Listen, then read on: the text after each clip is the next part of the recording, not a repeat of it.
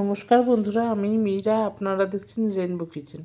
আজকে আমি আপনাদের সাথে শেয়ার করব গরম গরম বেগুনি।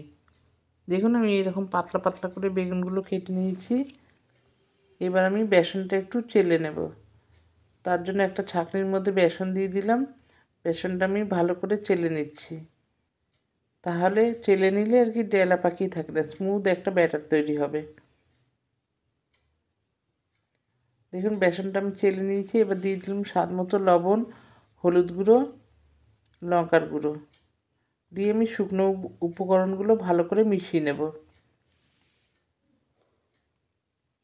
এবার আমি ফ্রিজের ঠান্ডা অল্প অল্প করে জল দেব, দিয়ে ব্যাটারটা তৈরি করে নেব। দেখুন, ব্যাটারটা তৈরি হয়ে গেছে। এবার আমি বেকিং সোডা দিয়ে দেব, খুব সামান্য একটু। আবারও ব্যাটারটা আমি গুলে নেব।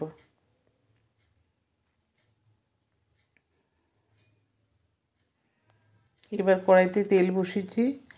তেলটা খুব ভালো করে গরম হয়ে গেছে। এবার আমি বেগুনগুলো ব্যাটারের মধ্যে ডুবিয়ে ডুবিয়ে তেলে ভেজে নেব।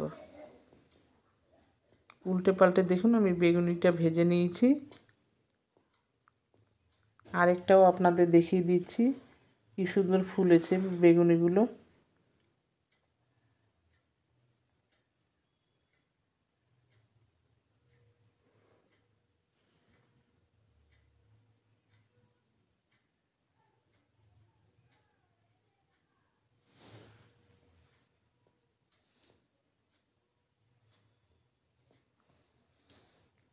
উল্টে পাল্টে আমি ভেজে নিয়েছি। দেখুন কি সুন্দর ফুলেছে, সমস্ত বেগুনিগুলো ফুলেছে। বেগুনি আমার সমস্ত ভাজা হয়ে গেছে। দেখুন, সার্ভ করে নিয়েছি।